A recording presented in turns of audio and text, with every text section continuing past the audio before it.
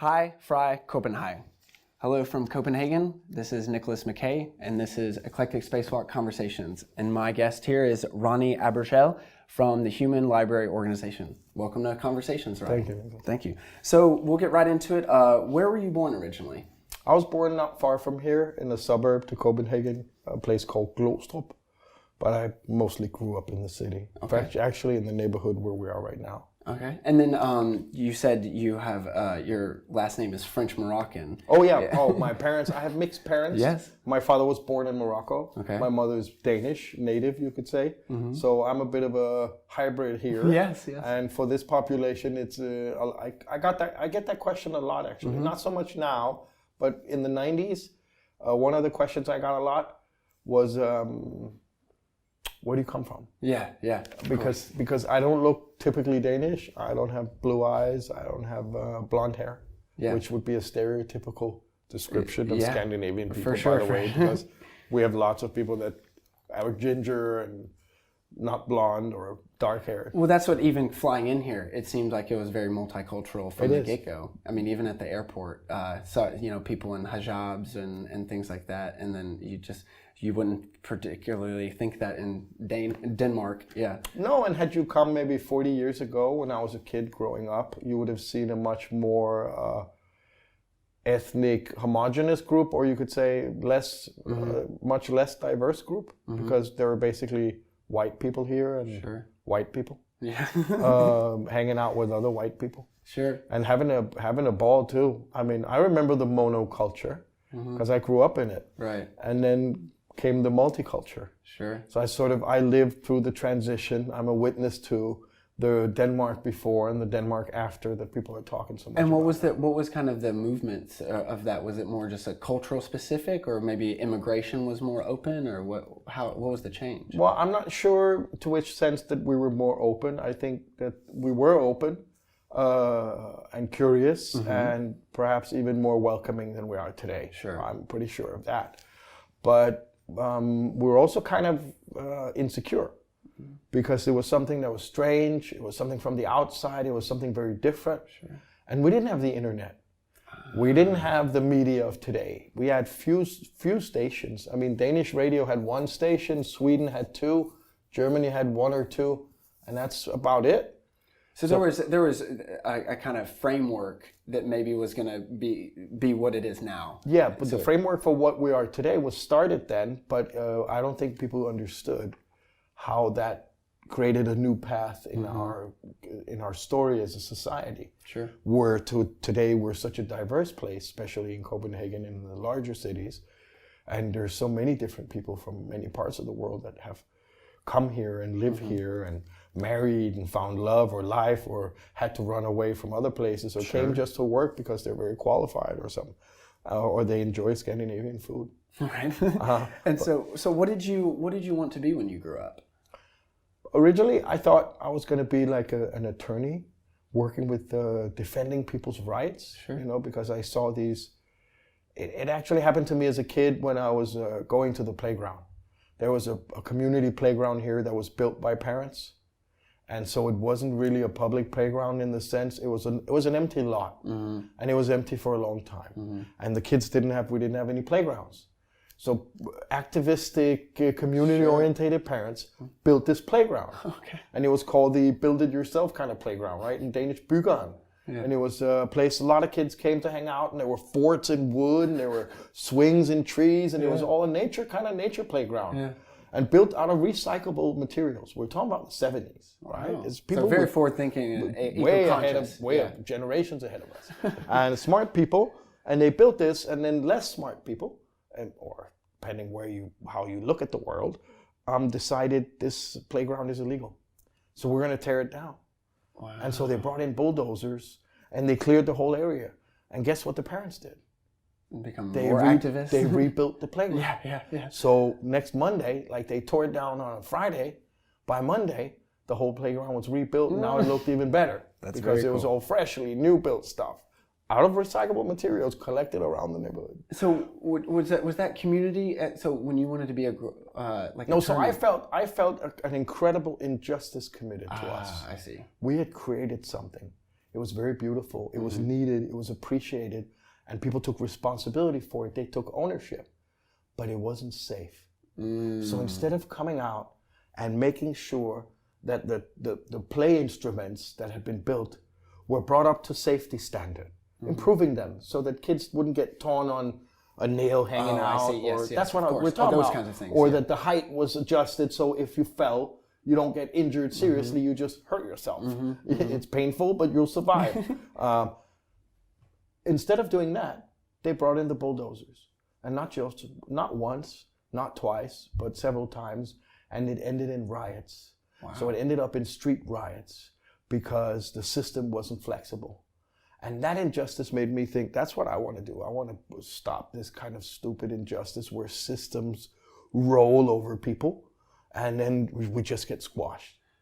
You know what I mean? Yes, of course. And then so from that, who were your biggest influences in that? Was it just kind of your parents and then also the community in general, the reaction that they did to that? Was that those your biggest influences of like trying to fight those injustices? Was it, or who are the biggest role models in your... Well, I mean, it depends what you look at, because I had different role models, in my life. I think we all do. We have some people we look up to because of what they've achieved or accomplished, or the talent they might have. And then there are other people that we look up to because of what they've done for us, or what they mean to us on a personal level, or even on an emotional level. So, I think I have so many role models that have influenced me.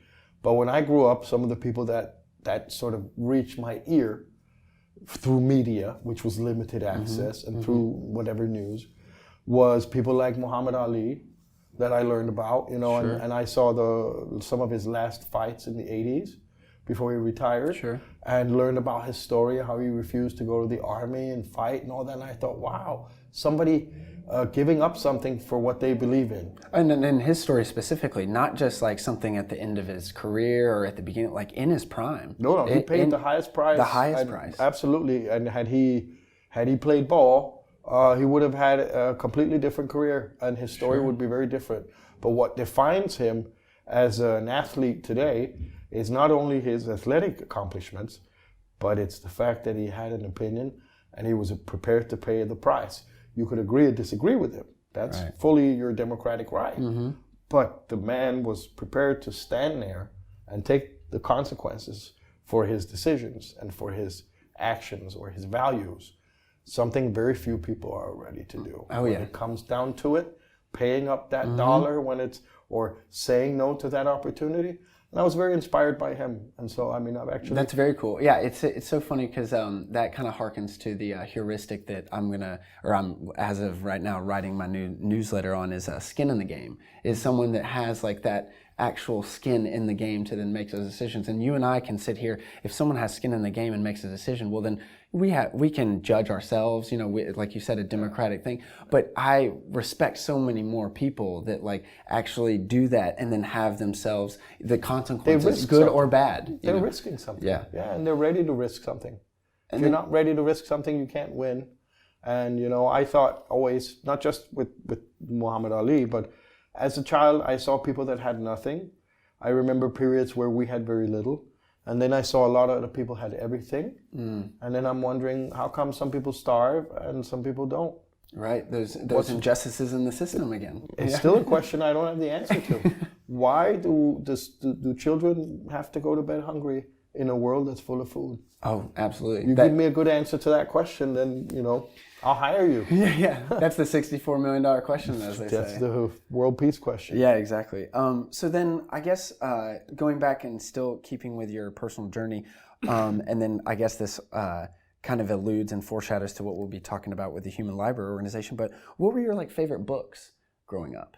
Or even earlier in life as you kind of progressed? What were kind of the big authors or the big things the kind of genres? I think I was very simple. I started out with fantasy.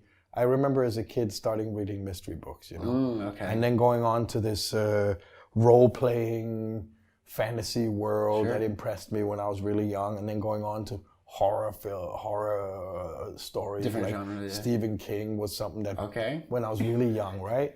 And then I didn't really start reading books until my early 20s. Oh, getting back into, okay. Yeah, because, you know, once I got out of my teen reading, I had all my homework to do. So, I mean, I had all my school, and I didn't feel like reading much in the years when I was doing so much work every day, reading. Yeah. So I basically unwound by my generation. What do? We play computer games. Oh, okay. Basically, we played some computer games. So in my late teens, I played computer games. And then when I got into my 20s, and I began to understand the world better and know who was who, I started reading a lot of biographies. Oh, so I mean, I'm pretty much stories. Yes, so I'm more of a bio reader, and a little bit of, you know, I like people who can communicate.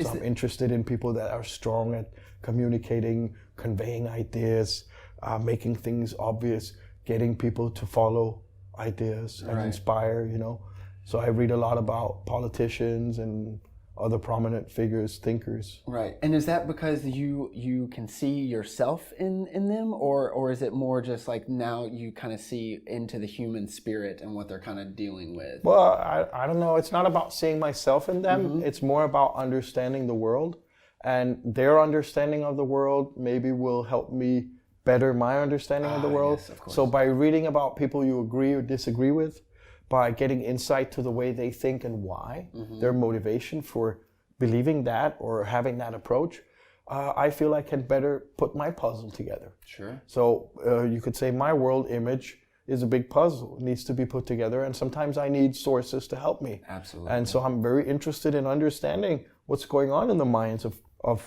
the U.S. president, for example, of Boris Johnson, and others that are seemingly disrupting the world order. I mean, looking on the outside, these are people that are, well, just depending on how you look at it, are attacking our structures and stuff.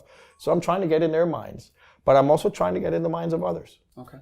And so going from those, the book influences, and then really kind of learning people's mindsets, worldviews, etc. How did that change once you went to school? You know, and then went to kind of university. I know that this has been a continual journey, but... Well, it happened before that. It happened when I went to high school. Okay, so you were early on, you were into this kind of like, I want to see how other people see and... Yeah, well, I sort of had to, because I was put in a situation where I left my country and I went to another country. And I was a high school exchange student to the US for a year.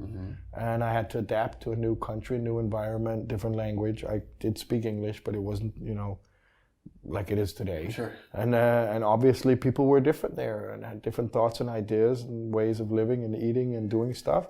So I had to learn about that. And where specifically was it? I was in Connecticut. Oh, Connecticut. Okay. So around Danbury. Yeah. Okay. And I had an amazing learning experience, and it sort of humbled me to diversity.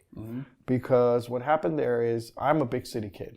And then I moved out to rural Connecticut. And I mean, I was used to... Culture shock on many ways. You wouldn't believe it. You wouldn't believe it. I had all my boys in the street. I walk out my stairway, all my guys are right there, all my friends are there. Right. We at the ballpark, we could go, we could do what we wanted, we had public transportation, you get on your bicycle, you go anywhere. Sure. You in rural Connecticut... It's a little different, yeah, a lot different. It's like, if you don't pick up what you need from the store, like when you go to the store, you just don't got it. Don't have it, And there ain't no way to get it either. Unless you want to do that bike ride, like 5 miles down some hill to get it. To get to the store and then go back up. And you know, and I'm like, wow, this life is so different. And then what was the off. Like the reverse culture shock of going back to Copenhagen? Well, actually going back, I felt like I was coming into, that was really the weird part. Leaving, I felt like I left the big city to go to a small place. And coming back, I felt like I left a really big place to go to a small place. Oh, wow. Is that weird? Yeah, a little bit. But that's because the diversity in America was just so tremendous. And the way people engaged with their civil society and so many people volunteering and being part of infrastructure there, like volunteering for the ambulance, volunteering for the fire department, volunteering for extracurricular activities after school. You had parents volunteering to host activities. PTA, Come on, all that stuff. I mean, it was a very active civil society, and people were. I didn't like the exclusion part. I didn't like the popularity contest. Sure. I didn't like the part about if you didn't have a car, you were nobody, you didn't have a life. Right. And you could just sort of sod off. Mm-hmm. I didn't like that social hierarchy at all. Right. And I'm not saying that way of life necessarily is a greater solution than any other country around the world. But to me, it was a different life. And so it opened me up to many different groups. And being a foreigner there, obviously I met all the other minority groups. Yes. Because like I mentioned, and so I hung out with kids that had African American background, that had Asian American background, that had all kinds of diversity and mixes with them that made me feel like just like them. That I'm also mixed, yeah. And so here I'm just like everybody else. Mm-hmm. While where I came from, I was sort of kind of like the dark-haired kid. Right, you know what I mean? Right. Yes, yes. So it was actually, I felt more included in a way, but also obviously excluded by a certain group. Absolutely. Because I didn't have that car and I didn't have that fair skin at the moment. Yeah. I wasn't blonde and a jock or whatever it meant to be popular then. I don't remember. I had friends. I met nice people. But obviously wasn't part of that big game. But I was humbled to the fact that people would take in a foreigner, a stranger, somebody from a different country who speaks with an accent, who is leaving again soon. Why would I bother? Build a relation and hang with this guy. Right. And a lot of people took me in and made me feel welcome. And especially my host family there were incredible, and I'm still in touch with them. They're like my family today. Right. And we're in touch last week. So, still a very big part of your life. They've grown to become a very big part of my life, and I hope they feel the same in a positive way. Of course. I think they do. At least that's what they tell me, and I do get Christmas cards. Still, okay. So, well, that's great. that has been such a integral part for so long. Integral part, but also about my understanding about diversity. So I got home, and here I was. I saw people still engaging in their own groups, but not engaging across. So people that liked hip-hop music didn't appreciate people that listened to heavy metal. They actually probably felt that people who listened to heavy metal were a bit goofy. Mm-hmm. And the people who listened to heavy metal most obviously probably thought that the people who listen only to hip-hop were pretty simple people with very oversized clothing. Yeah. And while we probably thought they need to go get a haircut, and then they thought we should go buy some pants our real size. Not this...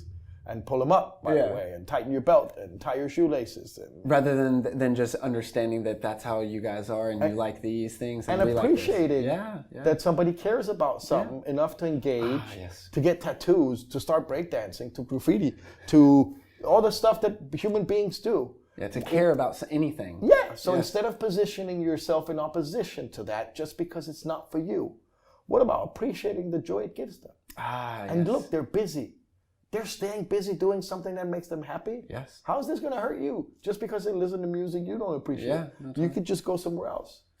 That's so good. Yeah. But it's like you like your neighbor because he plays reggae, but then you get a neighbor who plays hardcore heavy metal, and you're like, I hate this neighbor. I can't stand this neighbor. Can he turn it down? But the other guy who was playing the reggae that you appreciate also, you're like, oh, that's dope. That's cool. I got Bob Marley next door. Yeah. No, you don't. Yeah, you got the same people next door. It's just a question of the way you view them. That's a very good point. And transitioning into like the Human Library Organization and how this started. I mean, one of the biggest things that I've gotten from this, and obviously it's right in the name, is the human. Like these people are just like you, just like us, but in a different way, and that we can learn something from that. So set the tone of how this all came to be, like your origin story. Like what was kind of your mindset? What were you doing? And then why did you think that was a need? I was working in a place called Stop the Violence, which was a youth organization that I started with some of my friends. We had a friend in common that was stabbed, and he survived, fortunately. But the reason for his stabbing was so unclear and seemed so meaningless that as a response we were like, we got to do something about this increase in violence that's happening. So we took this initiative, which sort of snowballed into a movement, and all of a sudden we're working full time doing youth violence prevention activities, and we were young ourselves. It was a little bit of a coincidence. I was actually just finishing college and thinking I was going to go on in my studies, and then our friend got stabbed. We organized this party. We got all the media attention. All of a sudden, ministers wanted to support our work, and labor unions came out and said, can we help? And we said, wow, there's a chance to do something. And somebody believes in this peer group education approach to disarming young people and motivating them to solve their conflicts without violence. And so that was our approach. And after, 2-3 years, we ended up on a government grant, which was like a full funding grant for 4 years, which seemed like a blessing, but turned out to be a wolf in sheep's clothing. Oh, no. Yeah. And so after the 4 years and the change of government, all the funding was withdrawn, and so the whole work collapsed. Oof. But one of the last things that we managed to create together, sort of our masterpiece, this crew that built this movement, was the Human Library. It was an idea we had there. Yeah. And when we were leaving, I said to the others, look, this is an idea we created together. There's no way we can leave it here. It belongs to the world. It needs to go out and play its part. Right. And if we let it die and put it in a file here and never bring it out and realize its potential, it's going to be that'll be a greater loss than us closing the door today on this organization, right? Which was 7.5 years of good work that was just pulled out. And so, like, it was a lot of you saw the writing on the wall, and that there would be regret, there would be things of if you didn't do that, and you're I was called to do it. I couldn't leave it, and look. Imagine that you have a chance to change the world, right, or impact the world. Yes. Would you not grab that chance? Of course, run with it. So I'm not that stupid not to know when to take the chance when it's there. Sure. And I saw how strong and powerful the library is. Right. I saw the impact. I saw the global embedding potential, because what society doesn't have a library? What society doesn't have groups that are exposed to stigma and stereotypes? Ah, yes. Who doesn't, live in a community that also have minority groups? That's a human thing. This is part of mankind. This is human nature. Yes. And judging each other is also part of our nature. Yeah. Absolutely. We have to make risk assessments. You have to navigate the street to get home safely to your family. So we all have a survival instinct that helps us also make these assessments, but they're also judgments. Oh, yeah. And some of them are harsh. Yeah. So we're not saying don't judge. Actually, we're saying come and unjudge. Yes. Because we know you already judged. Yes. Yeah, like your viewers judge you on the suit you wear, the hair you have, the way you perform. Absolutely. They judge me on how I do today, how I say, if my body language is all closed up. But that's only going to increase usually if you get more information or more data. And that I would hope that even though that people see me in doing this or see you in doing this, that they have a more complete picture. Rather than just, okay, well, I'm only visually seeing him in an audio or a video interview, etc. The same thing with you. Or sometimes they get a quick glance or quick impression. Yes. And then that's put in a box. Yeah? Oh, yes. And unless you have a chance to revisit that impression, that decision, that's what's in there. It's going to say, that's what's in there. So, of course. So we're saying, hey, here's your box, revisit it. And then we put a book in there that represents your idea. Right. And then it's going to overwhelm you because it's so much more. You're going to get so much more information. So by the time you're going to put this back in the box, there's no room. Right. Box is not big enough for all the things that you now have. Yeah. And then you have to switch the box and get a new box. Actually, we like to say that we help our people break out of the box. Ah, so then there is no box. There is no box. No, there is no box. Instead, that person is now within you. Because now you know that person. Because you have come. You only keep things in boxes that you're not sure how to handle. The people you know that you're comfortable with, you got them inside you. Absolutely. So I like to think that we're expanding human acceptance specter.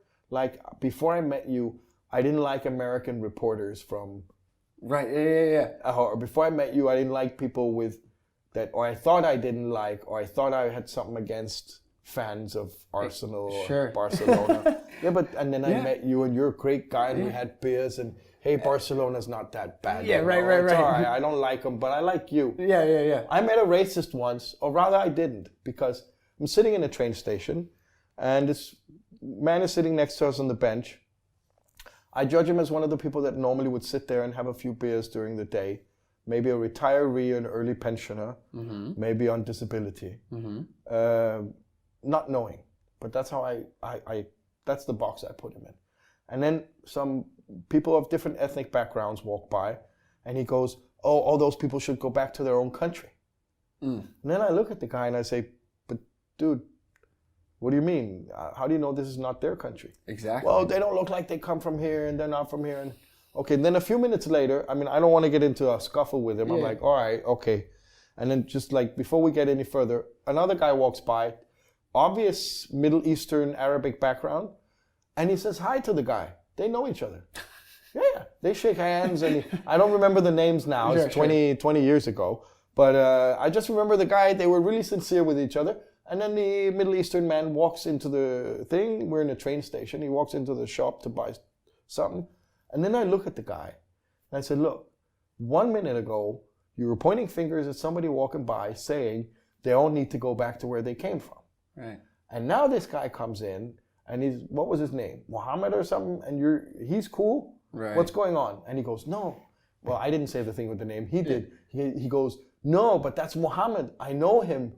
He's a good guy." Right. You know? He internalized that humanity because he's had dealings with him. He has a relation with the guy. Yep. And that back in 95 sort of was a dime dropping for me. I'm like, all right, so you tell me if I could just get you to build a relation, yes, then you're going to be okay with the guy. And then hopefully over time, you'll be okay with the group the guy comes from. Yes, and change perspectives. Change perspective on the entire group. Yes. Look, if the only thing you really need to not be afraid of gay people is to meet some guy and have a friendship with a gay person. Yes. And come to learn that there's so little danger in that. Right. And little mystique once you get to know people. Yeah. It's not that different. No. Maybe, Yeah. Hopefully that's what you come to realize. That's good. Then that's sort of diffuses the fear. Mm-hmm. So if there's a fear of Muslims, maybe you should meet a couple Muslims before you start fearing them too much. If you're fearful of trans people, police officers, people who come from a certain culture, industry, ethnicity, religion, background, social status, try and sit and talk with them. Yes. Talk with somebody who has HIV before you deselect them as your friend because you're afraid. And I'm going to leave it right at that because we're going to take a short break. And then when we come back, we're going to talk exactly how the Human Library basically does that. Changes the world. Yeah, changes the world. So we'll be right back. Welcome back to Conversations by Eclectic Spacewalk. I'm here with Ronni Abergel from the Human Library Organization. Thanks again for coming on. So let's talk about first, you mentioned previously about the original idea and how it came to fruition about the Human Library Organization, but I guess talk to us about that first event that you did, and then what exactly is an event for Human Library? Well, the Human Library is a safe space where people that volunteer to be an open book for you, the reader, and answer your questions. And the people that volunteer to be books are people that have personal experiences from suffering under stigma, stereotypes, even from hate crimes.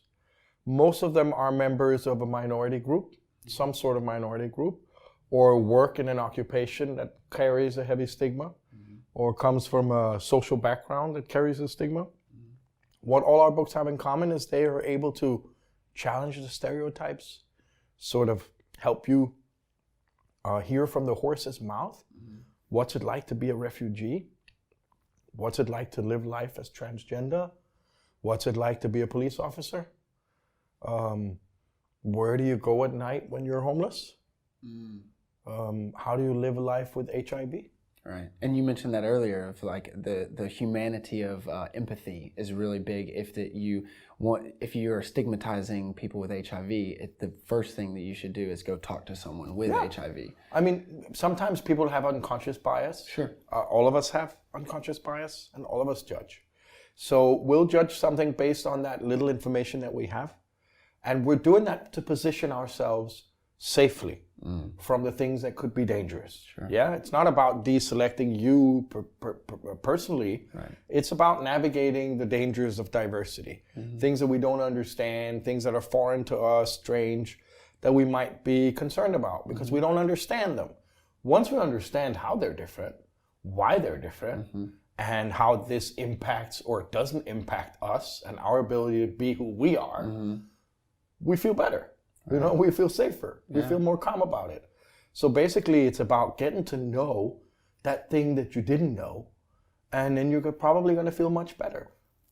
you're also allowed to walk away and not feel better. I want to make clear that our agenda here is not about, because you said empathy. Right. And I said, sure, maybe. Yes. Could also be I come away feeling animosity. Right. Oh my God, you politicians. Or you police officers, shoot first, ask questions later. Right. Or that I come away feeling confirmed. Yes. That this was the image I had of you immigrants from Latin America, or you this or that, and I come away confirmed in my judgment that the assessment I made is the same, or even perhaps more negative if it was negative. We don't really have an opinion. What we want is for you to make up your opinion. Right, more information. Yeah, so we want you to have a qualified basis for your decision making. Yes. Not what you decide. We don't have an opinion about that. We're a library. Yeah, How many libraries care what you feel? Look, what is it about the library that makes it so unique? Full freedom. Right. The information you want is the information you can go and get. Yeah. So all we do is make the information available. Yes. Number two, who's welcome in a library?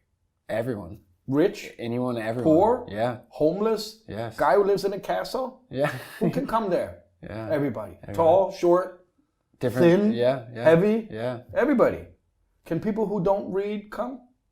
I mean, sure, to learn to read. I mean, no. Or not even, just to be there. Yes, Can I be there still, even though I don't read? Absolutely, Sure. yes. So I can listen to sound tapes, audio books. Of course. Or just have a conversation with someone. Or maybe somebody will read for me. Right. Yeah. Yeah, there's all different ways to see it. Engage, yes. to interact, to absorb information.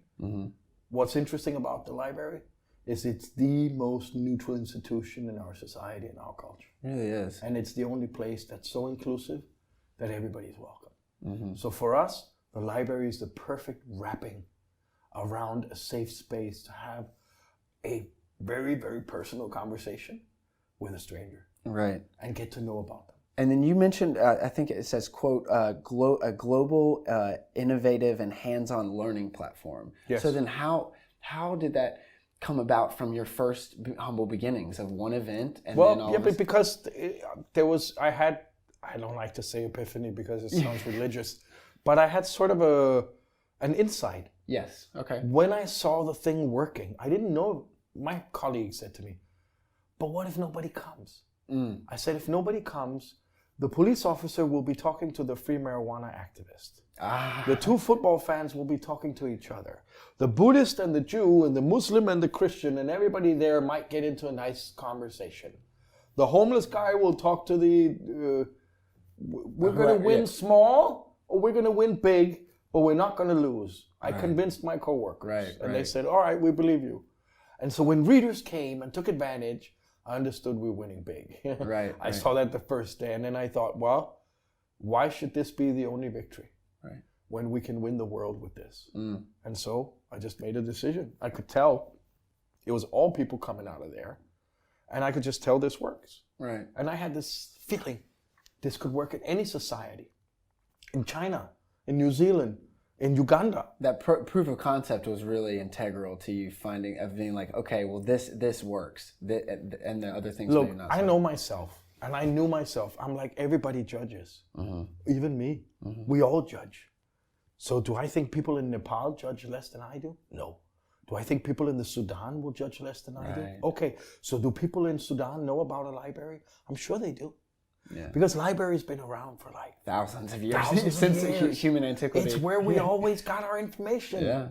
Sure. And now it's a place we can go and rekindle our humanity, mirror in each other, agree to disagree, or find new relations. Yeah, and then in those new relations, though, there's been some success in all of this. In that, I mean, you're in 6 continents and 85 countries now. I mean, that's a very big, I guess, global movement. Yes, exactly. And so, like, in that, how exactly did you really personally feel like after these things? Obviously some sense of accomplishment, obviously some sense of seeing the progression of it, but then what does that make you feel of that you yourself are doing this? Well, I mean, I feel proud to be involved with something this important. Sure. But my most common reaction have been to be humbled. Humbled to see people in Mongolia assuming the roles we thought of for them, assuming the idea taking upon themselves to be a book, to share something deeply personal. Meeting books in England, in Romania, publishing my books in Romania at the TEDx event. They're my books. Right. I go around the world and they're all my books. Because so cool. And it's just it's rich in ways that money could never make you. I'm rich in people. Yes. And people that are part of an idea that I was instrumental in creating. And I'm so proud. But I'm mostly proud of those people. I'm not so proud of myself. I'm happy with myself, but I always knew that I was going to do something with myself. I just didn't know what it would be until the story unfolds. Sure. We're all a book in that way. We're writing ourselves every day. But it was like a calling. And it was like a calling that said, hey, you've got to do something to help this library realize its potential. And it's actually not that much about me. And that's why when you said we're doing twice 25 minutes, I'm a bit surprised, because normally I'll do 5 minutes and then let's get the books on. Oh, yes, because of course. This is about challenging stigma and stereotypes. It's about giving a voice to those groups in the community that rarely have a voice. Sure. That nobody's including them. That's actually part of the problem, is they're being excluded because they're different. Exactly. And we need to stop fearing that difference, embrace it, and make it a resource for us. Absolutely. Because strength can come from our diversity. Absolutely. But only if we embrace it. That's a very good point. And then the moniker for you guys, I guess the tagline is, don't judge a book by its cover. That was our old tagline. Okay. Our new tagline is, unjudge someone. Unjudge someone. Because we've come to terms with the fact that don't judge a book by its cover is a great saying. Right. It has a great image language for you. It draws people into the world of books and living literature. And it's very closely connected with books. Mm-hmm. But it's not a truth for us any longer. Yeah, so unjudge someone. That's our new truth, is that we all judge. So to say don't judge, that's rubbish. Right. Because how can I tell you not to do something that's in your nature? You can't change your nature. That demonizing the other. Yeah, and it's demonizing us for judging. Defaulting. No, look, I'm judging you, and what you should be is be ready to unjudge. Right. Yeah? To revisit your judgments. And then so through that though, I mean, so say I want to unjudge someone or challenge my own stereotypes, and so I come to the event tomorrow. What is kind of what am I in store for? So I say I want to learn about a refugee, for instance, and so take us through the process of just becoming a reader. Yeah, yes. Well, we invite people to become readers. We have rules in our library, like real libraries have. Bring the book back in the same condition. Bring it back on time. Don't take it home. Yeah. Those are like the key rules to it. Treat it with the same respect you want to be treated. And then you walk up to the desk, you get this introduction to the library, you meet the librarian, and they'll guide you through the literature that we have available today. Yep. All the topics and some of their experiences will be available to you. Mm-hmm. You make up your mind.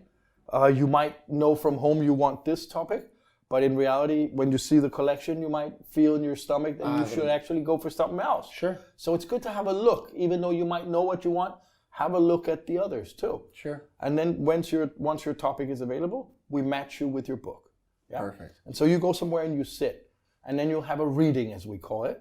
A reading is really a conversation where one person volunteered to be an open book and share their experiences, and it's up to you as a reader to engage in sort of the Q&A. Yes. To get those questions in there, because if you don't, the conversation might just dry out. Right, and it's really up to you to dictate how much you want from this experience. No two conversations will be the same. Absolutely. They depend on your courage, your curiosity, and your ability to take responsibility for your own biases. Sure. Because we all have them. Oh, yeah. Some are conscious, some are unconscious. Some of us like to be aware of it. Some of us don't like to be confronted with the fact. It happens to me. Yeah. I walk in somewhere, I see somebody, and I feel a reaction, and I'm like, oh, this again. I just judged that person. We've got a judge box up there in the office. Like every time we make a condemnation or we by accident judge someone, we have to put something in that box, and that's awesome. Drinking all the money up end of the year. And so two of the big things that you mentioned is that this is a safe framework. Yep. So again, that this is safe, but then also the big proponent that you put in is also the reading or the dialogue that comes in that. So for that, what could be say someone can't come to your, what would you say to other people that maybe can't come to a reading or something like that to then unjudge someone?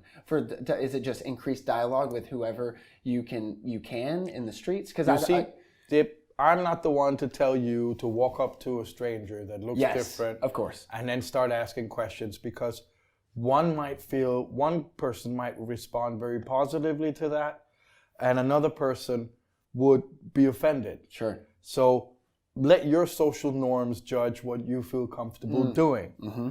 But as a principle, I believe keeping an open mind towards the people that look different from us until we get to know them is healthy.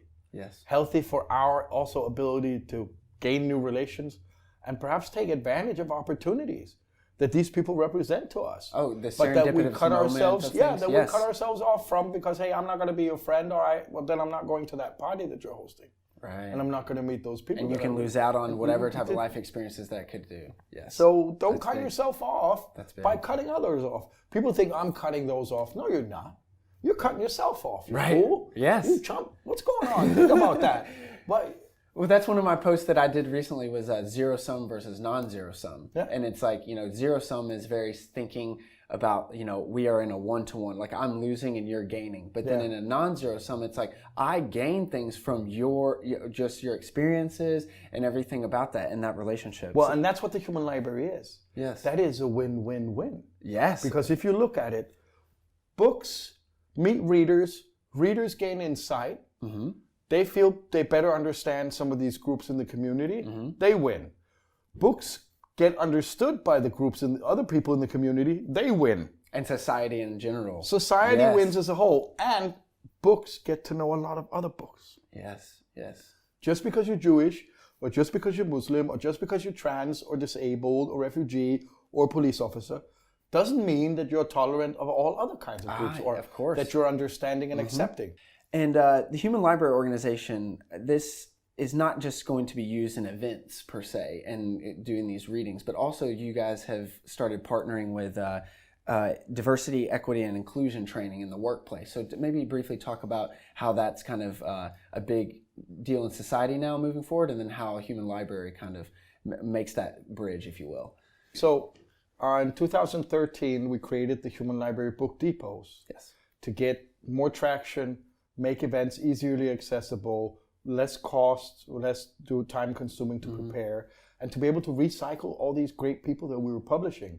Why publish them only once? Yeah, one-time shot. No, it's foolish. They have a lifetime of experience, many of them. We can't just do that in one day. Sure. And so after making that work and seeing that embedded on different continents, our model, we decided, look, we're going to need some resources to sustain all these book depots. We're going to need some money. Of course. And we were never good at raising money in the sense of asking others for money. We were better at making our own money.